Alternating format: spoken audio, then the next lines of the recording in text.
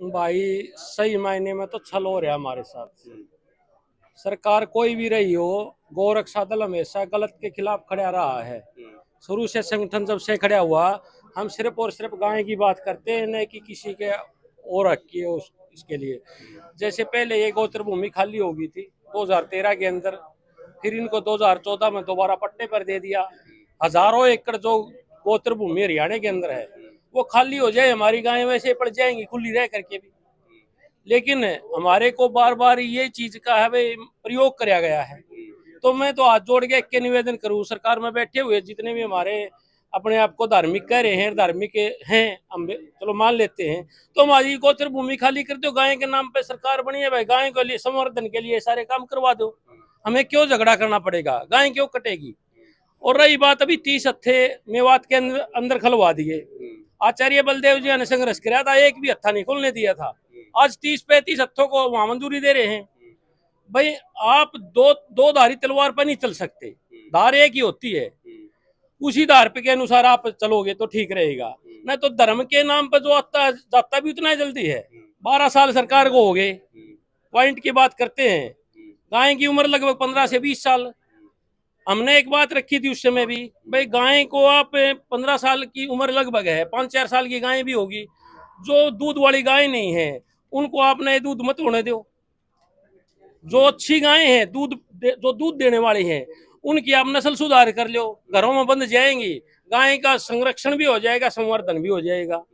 और राष्ट्र क्यों बना रहे हैं, राष्ट्र पशु क्यों घोषित करवा रहे हैं, ताकि राष्ट्र पशु घोषित हो गया तो हमारी जो भी कसाई है या जो निकम्मे हैं, जो भी इसका मांस खाने वाले हैं, उनके ऊपर अच्छी धाराएं लगें ताकि वो जेल में जाएं, सजा काटें। और ये हम मान लो उनको आम जनता को आमने सामने करना कोई बुद्धिमानी नहीं है सरकार की। मैं तो ये कह रहा हूँ सरकार इसके नाम पर आई है, गाय के नाम पर, और गाय की रक्षा सरकार करे। हमारे से जो सहयोग होता है हम करेंगे दिन रात। और जो गौशाला गोचर भूमि के ऊपर बात है, हम तो एक के मांग कर रहे हैं, जो गौशाला नजदीक में लगती है वो गोचर भूमि उसको दी जाए। और जो बाहर गाय हमारी गोवंश हमारा घूम रहा है उस गौशाला को कहा जाए भाई आपको भूमि दे दी रही है, गोवंश अपना सारा गौशाला में ले। अब गो विकास बोर्ड बना दो, फलानी चीज बना दो, इसका कोई औचित्य नहीं है मेरे भाई। उसका कारण क्या है, विकास बोर्ड में पता नहीं कोई कुछ प्लांट लगा देगा, कोई कुछ लगा देगा गाय का नाम पर। गाय तो हमारी पड़नी है नहीं उसमें भाई, हमारी गाय पड़नी चाहिए। हमारी सीधी मांग ये है सरकार से, और हमारी गाय रोड पर नहीं घूमनी चाहिए। और जो भी इसके लिए जो भी कानून सख्त से सख्त बने, हम उस कानून की मांग करते हैं। आप सभी से फिर दोबारा यही निवेदन करते हैं कि भाई गाय के लिए तन मन धन से जो भी हमारे से सहयोग होगा हम करने के लिए तैयार है। हमें सही मायने में, मैं कुछ बातों में किसी को अच्छा लगूं ना लगूं, सच्चाई क्या है, हम कहीं ना कहीं गिरवी रखे गए हैं। हम कहीं ना कहीं गिरवी रखे गए हैं ताकि हम आवाज नहीं उठा पा रहे उस चीज की। और आज हमारी चलो नुका ना जाल गिनता गिनता भूल गया, आगे गिन लिए। आगे भी हमारे सारे संगठन खड़े होकर इस चीज की मांग करेंगे तो बहुत अच्छी बात है।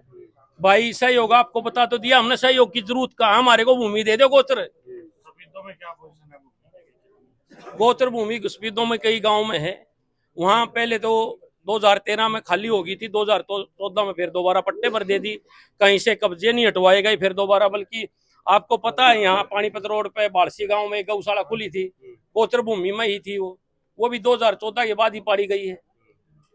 भाई कथनी और करनी में भेद है, चाहे कोई भी है, कथनी और करनी में भेद होगा तो वो धर्म नहीं होता।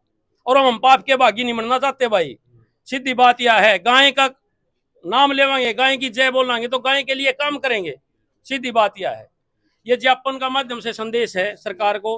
अब जो ये युवा जागे हैं और हमारा सारा समाज गाय के ऊपर, तो हमारा हिंदू समाज एकत्रित है, 1 मिनट में हो जाएगा इकट्ठा। धन्यवाद।